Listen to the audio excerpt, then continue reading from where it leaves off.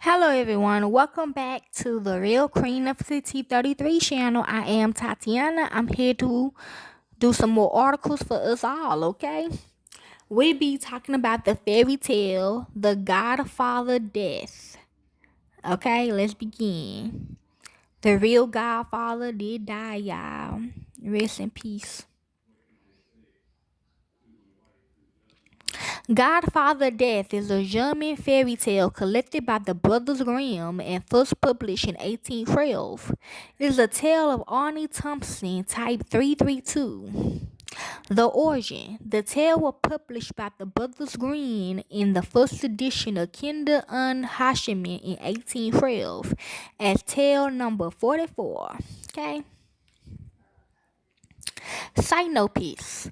A poor man has 12 children and works hard to feed each of them every day. When his 13th and last child is born, the man decides to find a godfather for his child. He runs out into the highway and finds God walking there. God asks to be the godfather, promising the child health and happiness.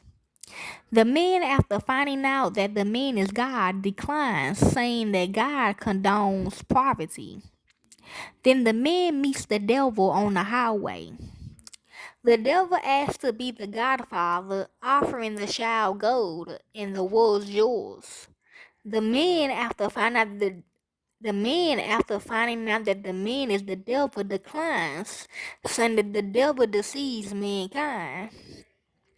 The man, still walking down the highway, meets death. The man decides to make Death the child's godfather, saying that Death takes away the rich and the poor without discrimination. The next Sunday, Death becomes the child's godfather. When the boy comes of age, Death appears to him and leads him into the woods where special herbs grow. There the boy is promised that Death will make him a famous physician. It is explained that whenever the boy visits an ill person, Death will appear next to the sick person. If Death stands at the person's head, that person is to be given the special herb found in the forest and cured. But if Death appears at the person's feet, any treatment on them will be useless as they will soon die. The boy soon becomes famous, just as Death had foreseen, and receives plenty of gold for his amazing ability to see whether a person will live or die. Soon the king of all the lands becomes ill and sends for the famous physician. When the physician goes to see the king, he notices immediately that Death is standing at the foot of the bed. The physician feels pity for the king and decides to prick Death. The physician turns the king around in his bed so that Death stands over the head. He then gives the king the herb to eat. This heals the king and speeds his recovery. Soon after, Death approaches the physician, expressing anger for pricking him and disobeying Death's rules. But because the physician is Death's godchild, he does not punish him. Death then warns the physician that if he was to ever prick Death again, he would take the physician's life. Not much later, the king's daughter becomes ill and the physician goes to see her. The king promises his daughter's hand in marriage and the inheritance of the crown if the physician cures her. When the physician visits the princess, he sees Death at her feet.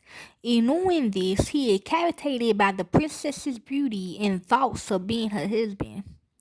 The physician turns the princess around so that Death is at her head. He then feeds her the herb. Just as the princess is coming around, Death grabs the physician by the arm and drags him in a cavern. In this cave were thousands of candles, each burned down to different lengths. Death explains that the length of each candle shows how much longer a person has to live.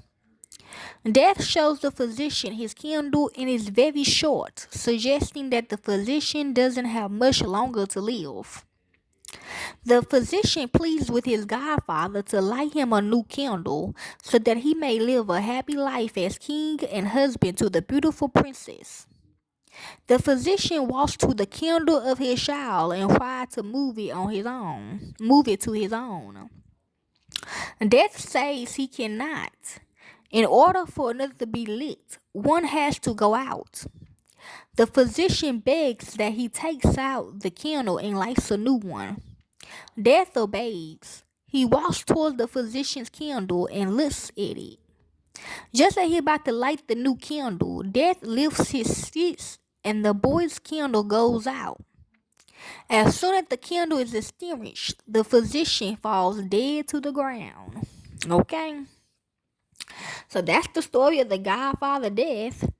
And the other version of this Godfather Death fairy tale, this story was included in the first edition of Kinder and Hasseman, but the first edition versions include a different ending. The first edition version ended at the part of death showing the physician the candles. The second edition version of Hinder and Harmon includes the part of death pretending to light the candle and failing on purpose, killing the physician. Okay, so don't fuck with the death. Don't fuck with the Grim Reaper. Like, yeah, okay. The Godfather Death tale is similar to other AT-332 tales, such as the Austrian Dr. Justin Beck Physician of Death, the Norwegian, the Boy with the Owl Keg, or the Italian, the Just Man. Scholarship suggests that a predecessor of the tale type is attested in an Icelandic manuscript from 1339, probably based on a yet unknown Latin source. Emmanuel Leroy Lozier explores variants of Godfather Death from throughout Europe and North America and from the 14th through the 20th century in the book Love, Death, and Money in the Paisley 1980. He argues that the 18th century Ottian novella Jean Austen is a comic encoded version of Godfather Death. A Japanese tradition, Rokugo story Shikimi, established by the late 19th century, is actually based on Grimm's Godfather Death. Okay? I don't know, I feel like this story was important, which it is. Okay, enjoy.